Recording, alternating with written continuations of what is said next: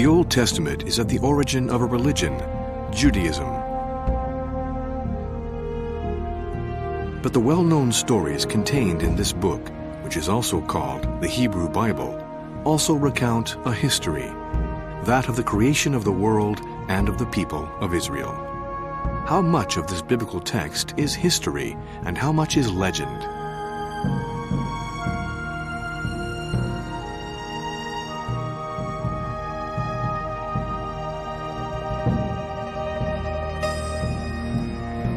Israel Finkelstein and Neil Silberman continue their investigations into the society that wrote the Old Testament. We meet up with them again in Megiddo.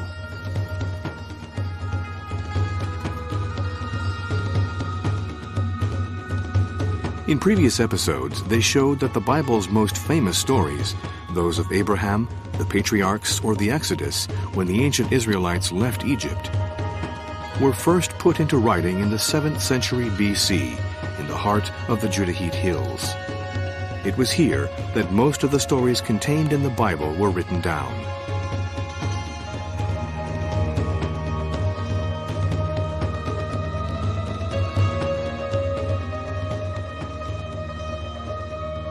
They bring to life a complex antique world, full of noise and passion, of conflicts and alliances, of heroes and conquests. A story similar to that of all peoples, but one that in this case gave birth to a unique book.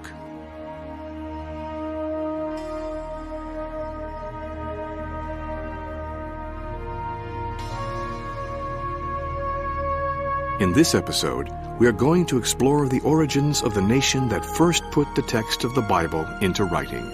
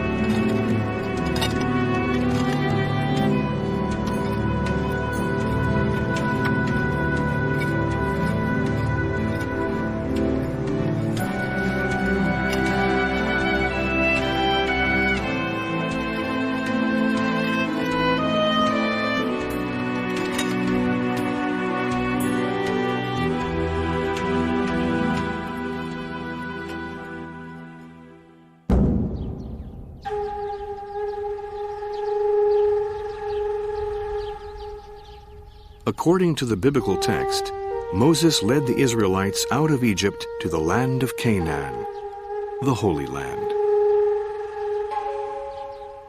We see them reconquer the lands of their ancestors and gradually become a sovereign people in their land.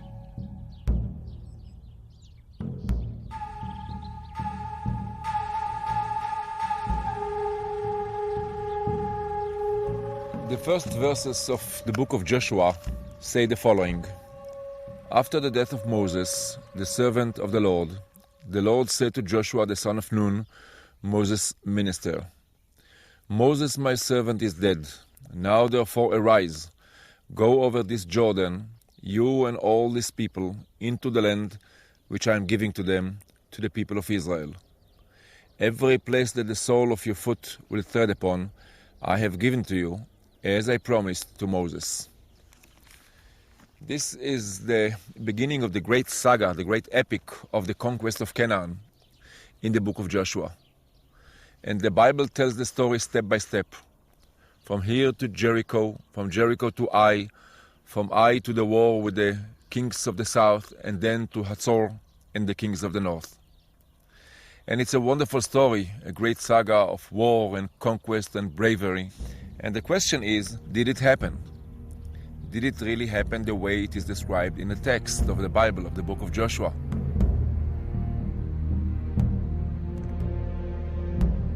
The Bible describes Joshua primarily as a military leader who was given a mission by God to conquer the land that was promised to the patriarchs and then to Moses. Joshua invaded the territory of Canaan at the head of an enormous army of confederated Israelite tribes. He crossed the Jordan River and attacked and conquered the region's cities one after the other in a lightning war.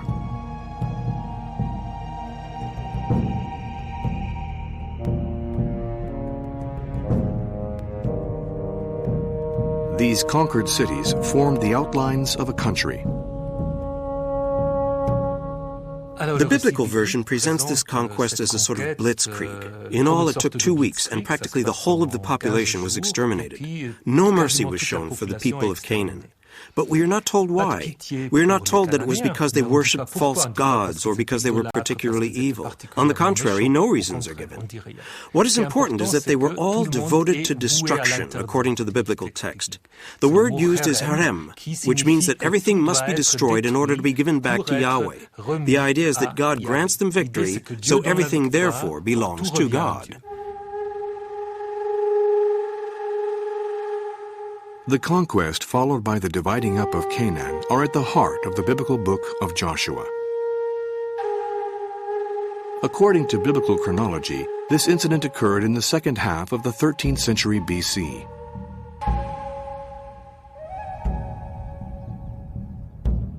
Archaeologists have located and excavated most of the cities referred to in the story. It is therefore necessary to take a closer look at these excavations. The most important site for this part of our investigation is Hazor in Galilee. The Bible describes this as a high-ranking city, the head of all those kingdoms.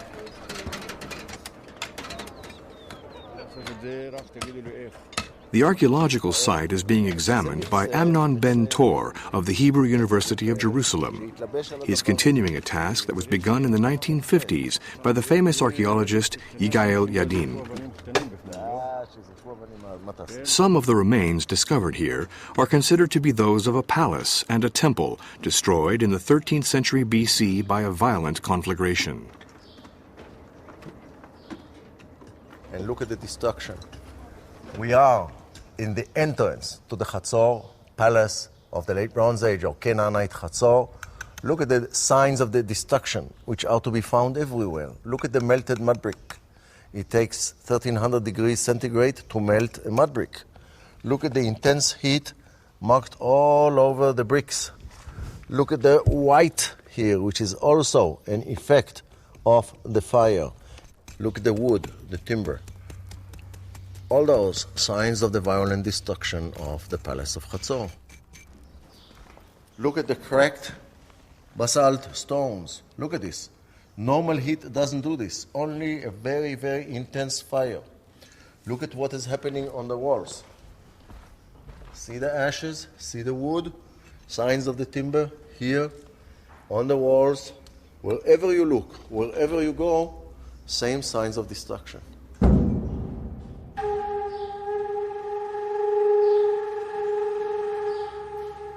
These layers of destruction appear to provide tangible evidence of the conquest of Canaan by the armies of Joshua.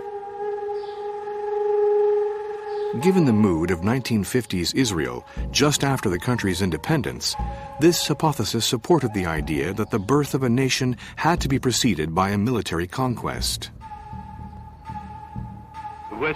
Joshua's destruction of Hazor, the great city of North Canaan referred to in the Bible, was a key step in the conquest of Galilee by the Israelites. Dr. Yadin and his colleagues are hoping to reach the lair where we find the destroyed city. In 3 seasons of excavations, they have already found the remains of a number of Israelite cities that were successively built on the ruins of previous cities. They have discovered precious relics that add to our knowledge of the story and of the way people lived in those times. The Hazor excavation, which will be completed next summer, adds an impressive new chapter to biblical research and to universal knowledge of ancient history, of the link between the Jewish people and the land of Israel.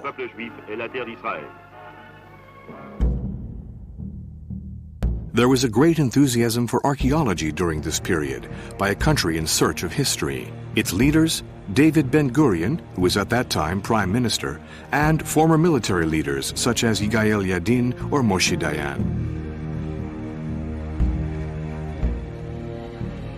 The facts seem to speak for themselves.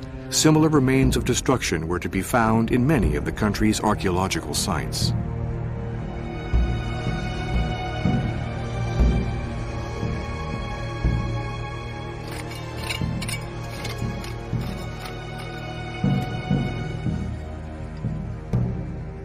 However, the accumulation of conflicting data over the past 50 years sowed the first seeds of doubt. We therefore have to go back to the beginning and re-examine site by site the foundations of the hypothesis of the conquest of the country by Joshua and his armies.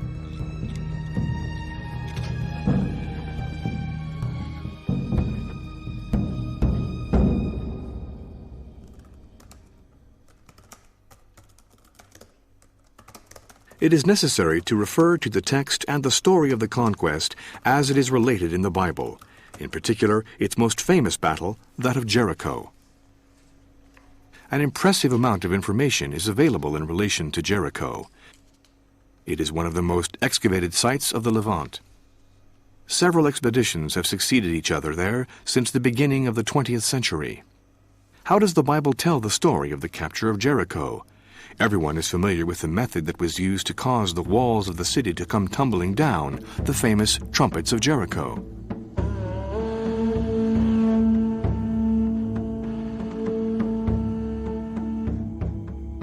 Go round the city 7 times, and the priests shall blow the trumpets. When you hear the sound of the trumpet, all the people shall shout with a great shout, and the walls of the city shall fall flat down.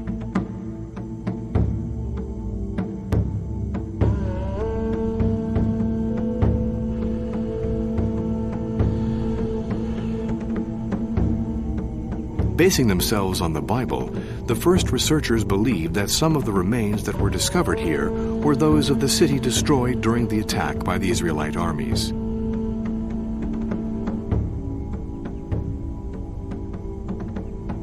But these ruins predate the 13th century BC. The archaeologist Kathleen Kenyon was the first to conclude that at the time suggested by the Bible, there were no walls in Jericho that needed tumbling down. At the time of the conquest of Canaan, Jericho was unoccupied. We therefore have to reconsider all of these elements from another perspective.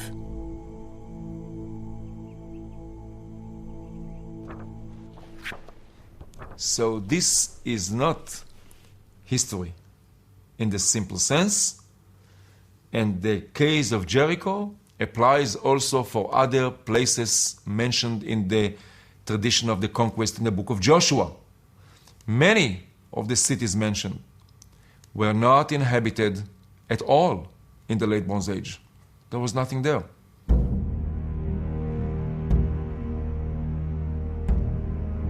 There is another inconsistency. Archaeologists' examination of all the different sites that have been excavated show that the process of destruction was spread over almost a century. In contrast, the Bible refers to a very short-lived operation.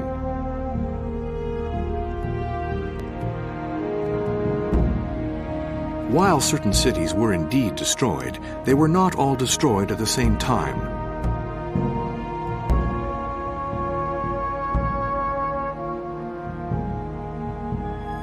What to do now? We have to widen our point of view and take into account the geopolitical situation of the Levant during the same 13th century, and focus on the main player of the period, Egypt.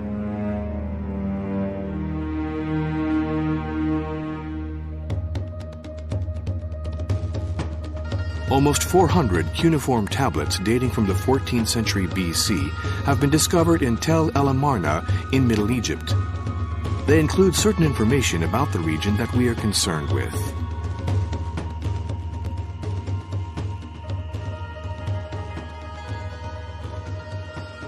They consist of diplomatic correspondence sent to the pharaohs by the kings of the small city-states of Canaan. A reading of the correspondence shows that the city-states were vassals of Egypt during the relevant period. In fact, from the 15th century to the beginning of the 12th century BC, the land of Canaan was an Egyptian province.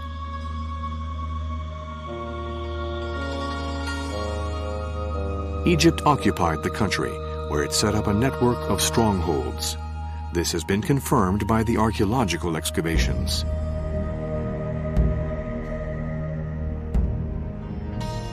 One of those strongholds was excavated in the 1920s at Beth Shean, south of the Sea of Galilee.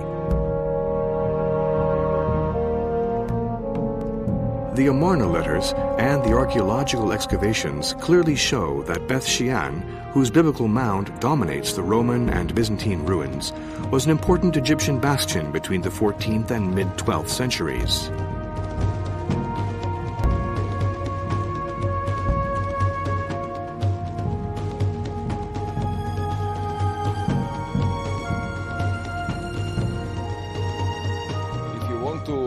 To understand the way the Egyptians dominated completely the country and the countryside, you have to come here.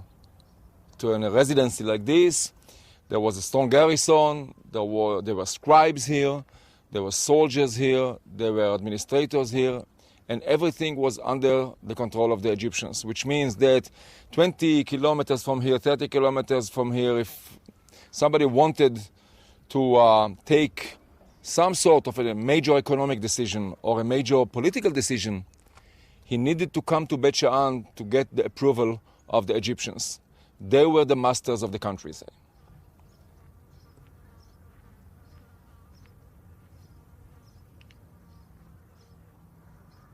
According to the traditional biblical archaeology, the conquest took place in the late 13th century, in the time of Ramses II. And we have two problems here. The first one is that at that time, Beth Shean was a very strong Egyptian stronghold, with soldiers, with the people that could have been dispatched from here to block any invasion of Canaan. And the second problem is that the Egyptians are still here, about a century after the traditional date of the conquest. How can it be? So, the archaeological excavations tell us that the conquest did not take place. However, two questions remain unanswered. How can we explain the evidence of destruction that has been found in many of the sites? And what meaning can we give to the list of supposedly conquered cities that are cited in the biblical text? Our investigation will shortly provide the answers. So the book of Joshua is not history. It's a mythical description. And like the case of the patriarchs and the case of Exodus, it tells the story of the formative stage in the life of the nation. And as such, it is full of divine interventions, bravery, and miracles. The biblical text tells how, at the request of Joshua, God would help the Israelites win their battle in an entirely miraculous way. He extended the day during the battle by ordering the sun to stand still on Gibeon and the moon to stop in the valley of Ajalon.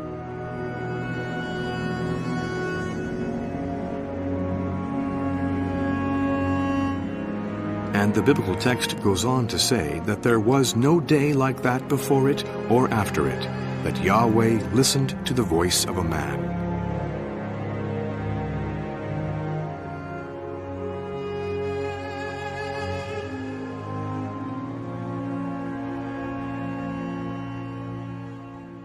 The Joshua epic is the start of a great story that ends up in a story of kingship. The book of Joshua is in fact the Bible's first installment of a story that would ultimately show why Israel chose a king in the same way that other peoples had done. But it didn't happen overnight. Joshua already prefigures in the Bible as being slightly royal, as he is treated somewhat like a king. But after the story of Joshua, we find a book called the Book of Judges. They were charismatic leaders who arose during a period that was chaotic and anarchical, a period in which nothing was determined. There was no central power, and, quote, every man did that which was right in his own eyes, according to the formula used in the book. So the book of Judges is used to show that it is not possible to organize a nation in the absence of a king or central power. The book of Judges ends on that finding. It is followed by the story of Samuel, which is the introduction to the history of kingship. Samuel would be the one to choose first Saul and then David as the king of Israel.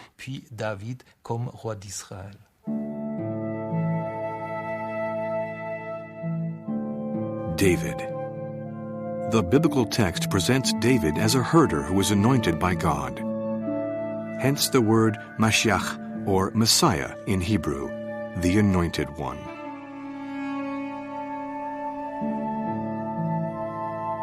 But did David really exist? Many doubt it. An inscription discovered at Tel Dan provides the answer. It refers to a king of Damascus whose defeated enemies included Ahaziah, king of the house of David.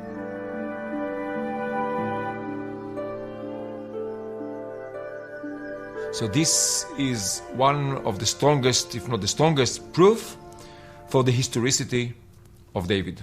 There was a David. The question is not whether there was a David or there was no David. The question is whether the kingdom of David was a great empire. The Bible clearly refers to an empire, which it describes as a huge territory with Jerusalem at its center. With much ceremony, King David transferred the Ark of the Covenant to Jerusalem and thereby made it the capital of the kingdom. Therefore, King David really did exist. There is no doubt about it. He reigned in the 10th century BC. But was his kingdom the vast empire described in the Bible? Our investigation will continue in Jerusalem, the city of David, as it is referred to in the biblical text. Jerusalem is an unusual city, which has been destroyed and rebuilt many times. It is a living city, a difficult terrain for archaeologists.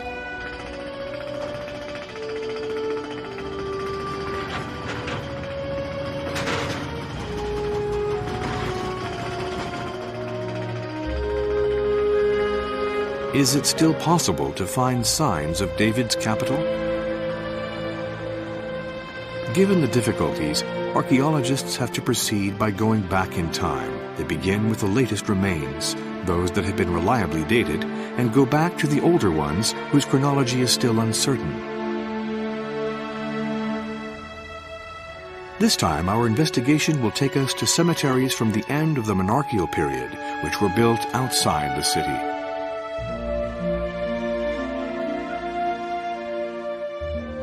Israel Finkelstein is going to try to find the remains of the Jerusalem of the 7th century BC.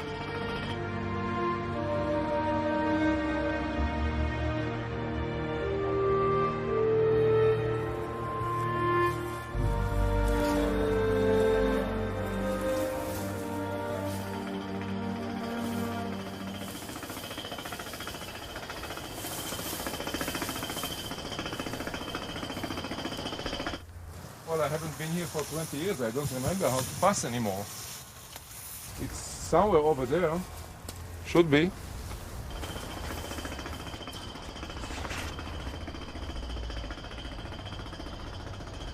That's okay.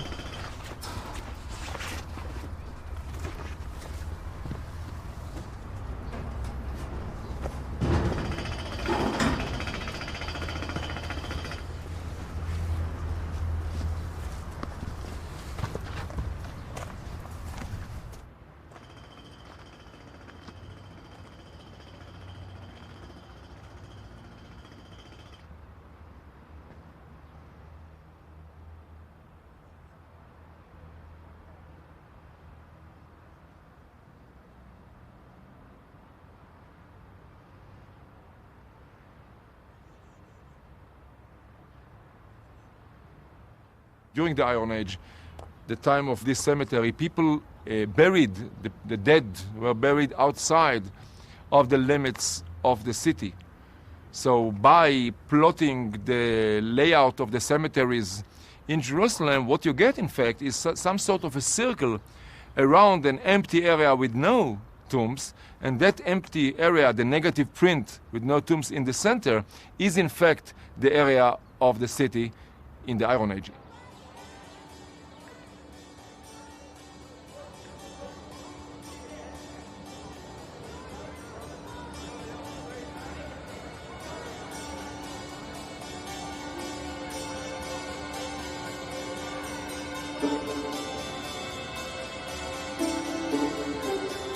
Localizing these necropoli enables a map to be drawn up of the contours of Jerusalem at the end of the 8th and during the 7th centuries, the time of kings Hezekiah and Josiah.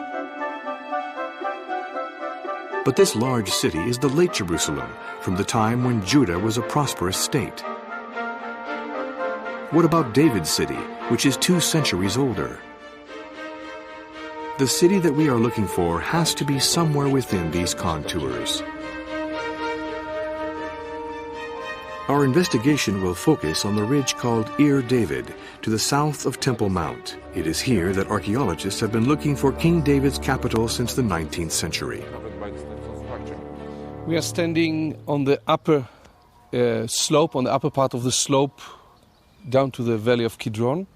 In the lower part, we see 2 or 2.5 houses from the late Iron Age. And above the houses is this very strange, I think, what we call the step structure. These are not steps to climb up a slope.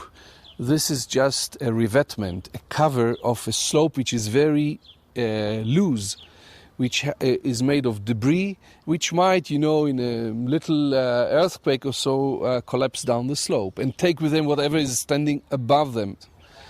In the late Bronze Age and in the early Iron Age, there is human activity here. There's human occupation here on a very small scale. The way I see it, there was a village here in the 10th century, but it was a small one, mainly on this part of the ridge of the city of David, not along the ridge, not all along the ridge, with a very limited population, not fortified, and with no monuments. Well, I agree. I agree that it was a very small place. Iron Age Jerusalem was a very small, and this does not agree, or archaeology and text describe 2 different natures of sites, not the existence, but the natures of the sites.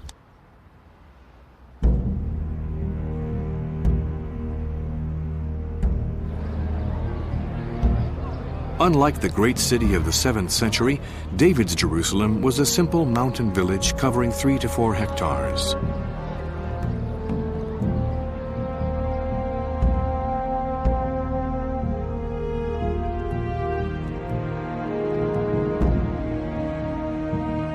We can agree that David did not build a prestigious capital. In the Bible, he is above all described as a conqueror.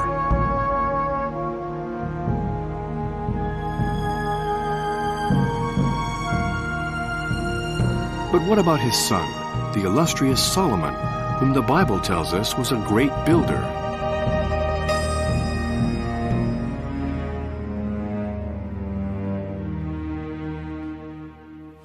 The biblical story of Solomon reads a bit like a story from the Arabian Nights. Solomon is the wise king par excellence, he of the famous judgment of Solomon. But he was also someone who was so famous that even the Queen of Sheba came to visit him, to meet with the man whose wisdom was talked about even in far-flung Africa. Solomon's empire is said to have been so enormous that no other empire could compete. And Solomon was also the builder of the temple, which allowed the God of Israel to find a resting place within Israel.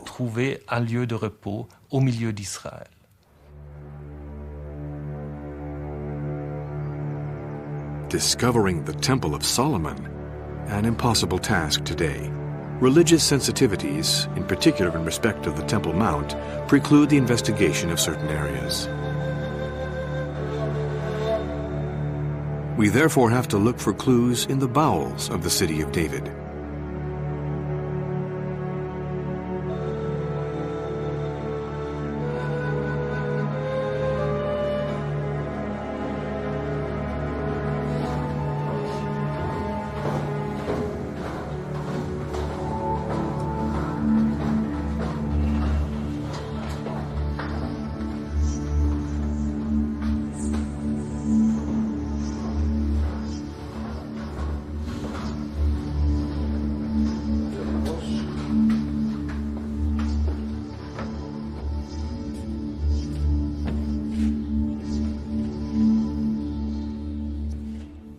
You see, we are standing inside what is left of the Middle Bronze Age fortifications, and you can see how high they still stand, 3,700 years. Part is destroyed, but part survived, and the lower parts are even better preserved. What's amazing is the size of the stone. Some of them are a few tons in weight, right? Yeah, these two stones, for example, reach, let's say, 2 to 3 tons each. And what's interesting here, all these talks that, because we are in Jerusalem, monuments could have been simply eradicated by later builders, robbed and so on and so forth. Here we see that this is impossible. When you have a monument like this, something remains. Any big building from any period of time left after it, whether destroyed by nature or destroyed by man, in one way or another, parts standing and parts in a state of collapse. You must find something.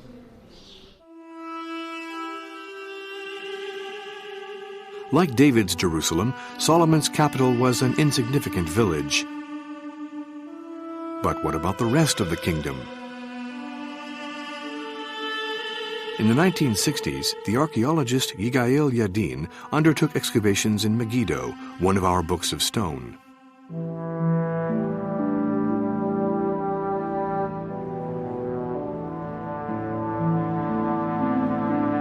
Before him, in the 1920s and 30s, the Oriental Institute of the University of Chicago had already carried out a thorough campaign of excavations, during which the remains of a gate to the city were discovered.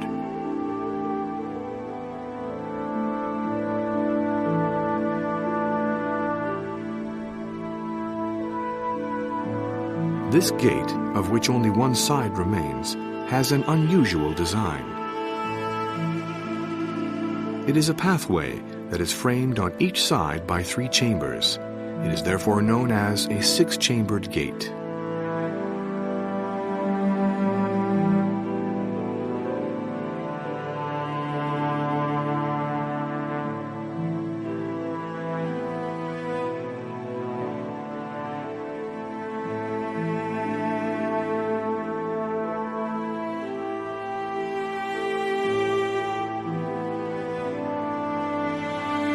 Yigael Yadin did not choose Megiddo by chance. His previous excavations at the Hazor site resulted in the discovery of a similar gate. Yadin then turned to another site, that of Gezer. This time, he only went so far as to consult the report of an archaeologist who explored the site at the beginning of the 20th century.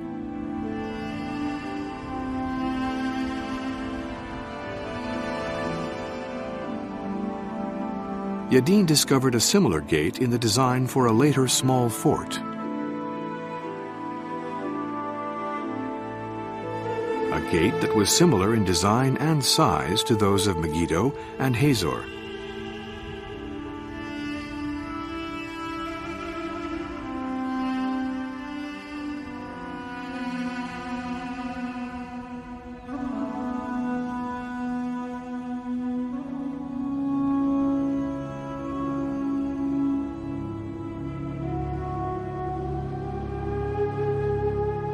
For Yigael Yadin, the conclusion was obvious. Megiddo, Gezer, and Hazor all carried the signs of the same architect, King Solomon.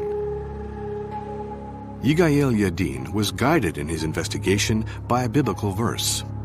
The verse tells us that Solomon raised a levy to build the house of Yahweh, and his own house, and the wall of Jerusalem, and Hazor, and Megiddo, and Gezer.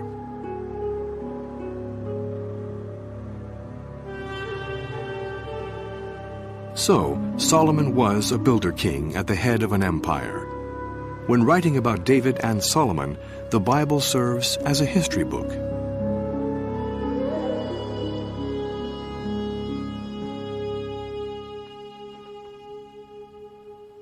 But once again, reality proves to be slightly more complicated. Recent stratigraphic investigation has shown that the Megiddo Gate was built after the Hazor one. It has also been shown that this type of gate was already in existence in the 8th century.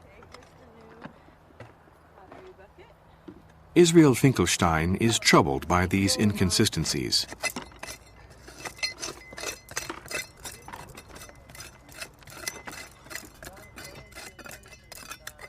Everything has to be reconsidered. A new chronology based on scientific procedures will have to be determined for the strata and monumental vestiges.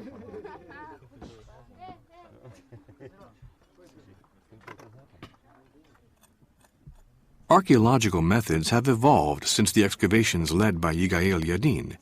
Carbon-14 dating techniques are more and more accurate.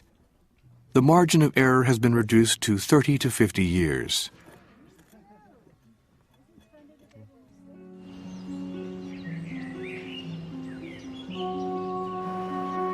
Organic samples are therefore taken from the layers of destruction in many sites, including Megiddo. They include seeds and olive stones, which allow for a more reliable dating due to their more limited life cycles.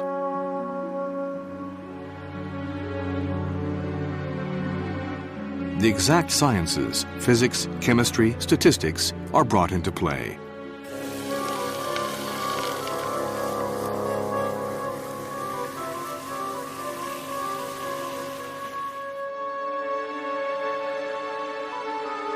The results provide a drastic reversal of everything we ever knew about David and Solomon and their times.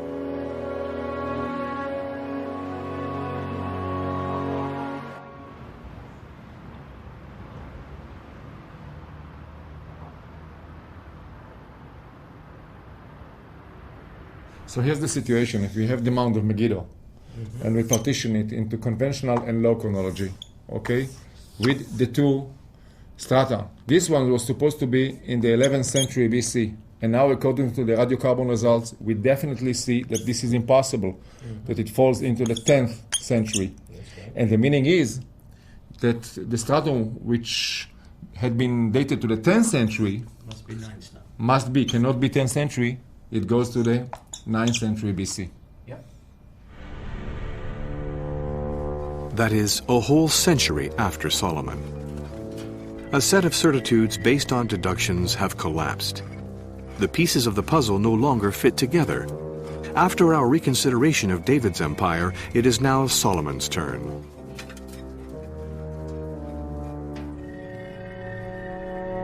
What is the situation with the 10th century now? It's confusing. In Jerusalem, it's a small village, nothing monumental, no real evidence for big capital. Despite the biblical evidence. Of course, no evidence for a great Solomonic capital ruling over a great state, rich state, and so on. And here at Megiddo, the buildings, the monumental buildings which had been described as the symbol of Solomonic greatness, in fact, date a bit later. They don't date to the time of Solomon. They don't date to the 10th century. So we are in a situation of a complete negative picture, negative evidence from coast to coast. And yet there are magnificent buildings here. And the question is, what kingdom were they related? Yeah, they are dated a bit later, I think. But the question again is what's going on in the 10th century? We have a real historical problem here. We have to come up with a new explanation. That's what we do. And we need to look at it again, look at the As often happens in such cases, just as uncertainties reach their climax, a new clue is discovered. Norma Franklin has been part of the Megiddo expedition for years. She noticed that the stonework of a palace that Yadin attributed to Solomon displayed very unusual mason's marks.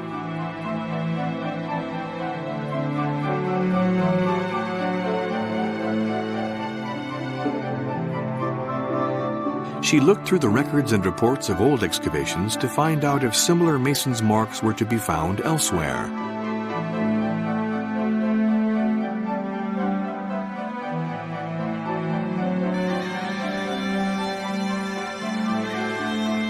She found that such mason's marks were only recorded in one other building, only one building in the whole country.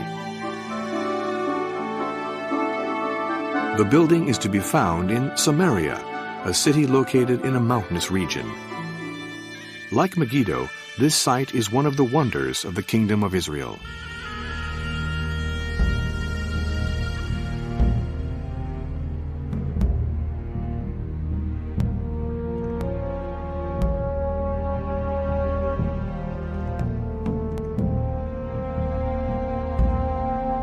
the solution to our enigmas lies here, amongst these verdant hills.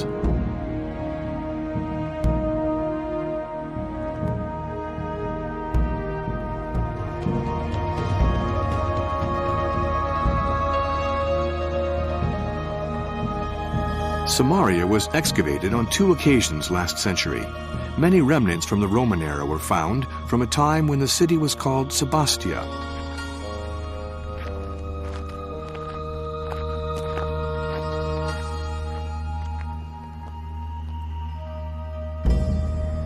It was built by a king named Omri in the 9th century BC and was the capital of the Kingdom of Israel. Vast monuments that were built by this king and his descendants have been found here.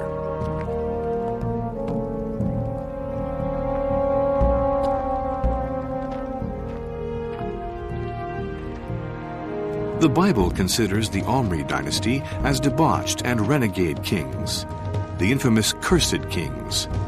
But sources outside the Bible provide another image altogether. Omri's son Ahab is seen as being a great monarch. The missing piece of the puzzle appears to have been found. When we come to Samaria and we see the monumental building, palace built by Omri, it's so out of keeping with what we have been told, that the Omride kingdom was the breakaway kingdom, it was a small kingdom. In fact, it's quite different. We can visibly see that we're dealing with a monumental building, a building that needed a strong and powerful king in order to establish it. So this is telling us that we cannot just follow the biblical account. We have to look around us and see what else we have from the same time period. Everything is telling us that we're dealing with a strong and powerful king, a king who had at his fingertips the resources to build an incredible palace. So we're looking at a very powerful kingdom, a very strong king. What places like Samaria and Megiddo tell us when we look at the palaces at those places is very clear. That the kingdom which was the richest and the strongest and the best connected internationally was the northern kingdom, Israel, while Judah to the south was small, poor, and marginal.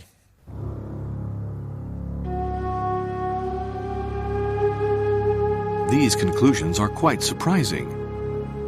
The sister kingdom to the north, Israel, with its rich soils and its temperate climate, was prosperous and developed.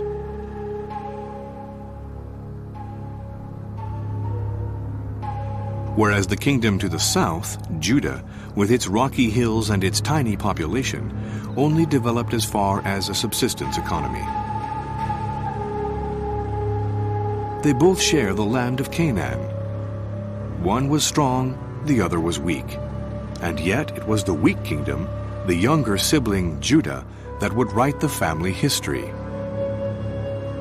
and would credit itself with the successes of the great kings of the north.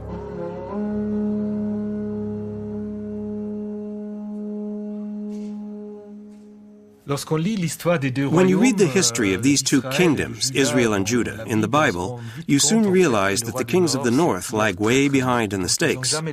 Each king is evaluated, and regardless of what the northern kings do, they always obtain a very poor rating. Quite simply because the story is written from a southern perspective. That is, the kings are always judged from the perspective that Jerusalem is the only legitimate sanctuary.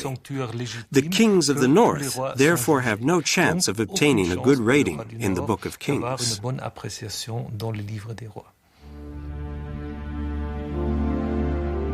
How can we explain such a paradoxical situation? History provides the answer.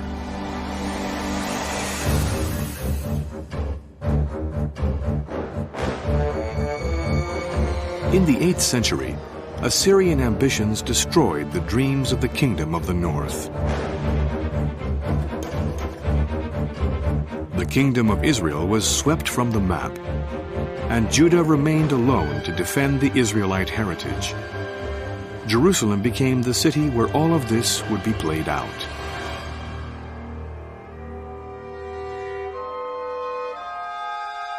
We are now at the end of the 7th century BC. A young king, Josiah, that we have learnt by now, reigns in Judah. He has the mission of conquering the territories of the lost kingdom of Israel. He believes he has both the means to succeed and the duty. The Assyrian Empire was in decline. All of its efforts were focused on problems that had arisen in the northeast.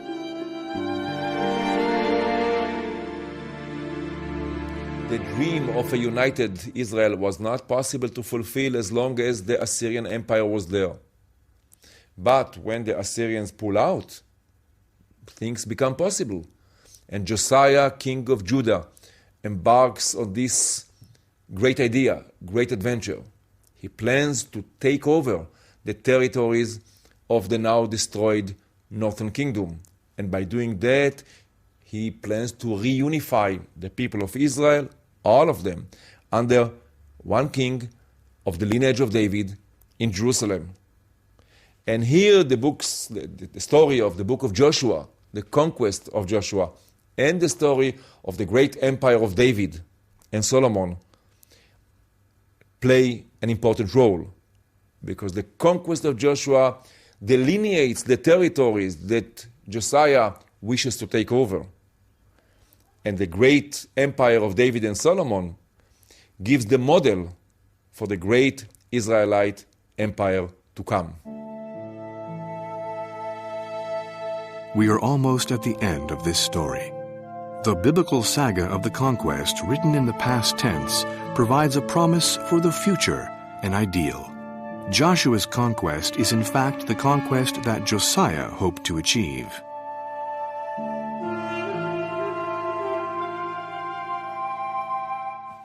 So while Josiah's story in the Bible is quite brief, there is no doubt at all that the narrator wants to present him as the new David. From the very beginning of the story, we read that Josiah did that which was right in the eyes of the Lord, and later that he walked in the ways of David, his father, and didn't turn aside to the right hand or to the left. It will be shown, in fact, that in all that he did, he was the worthy successor to the founder of the dynasty, leaving the reader with no other conclusion other than we are dealing with a new David. According to the Bible, the divine commitment to the dynasty of David was an unconditional one. That promise, recorded in the biblical text, makes the mission of his descendant Josiah an inescapable one. Its plan is the realization of that promise.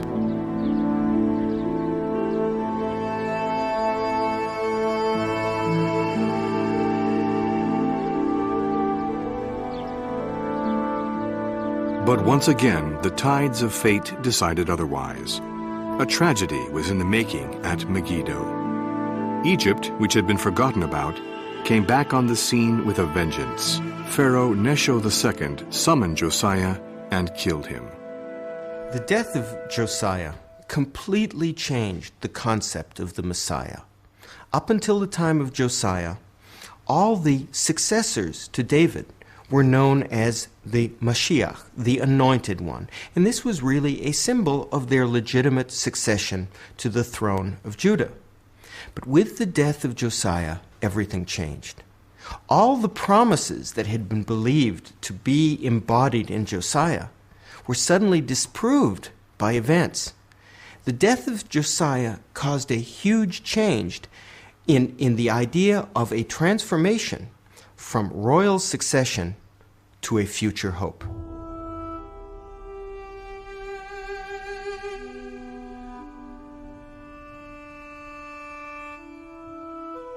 For the peoples of antiquity, the idea that the time to come could be better than what they lived on a daily basis, that history has a meaning and an end, was a new concept.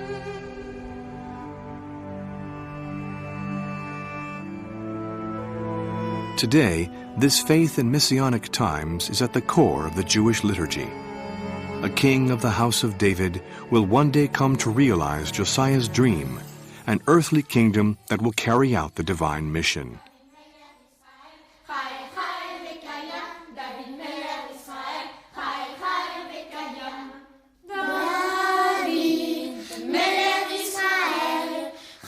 David, King of Israel, lives forever. This creed has generated an unbreakable form of hope. It is the third pillar of Judaism.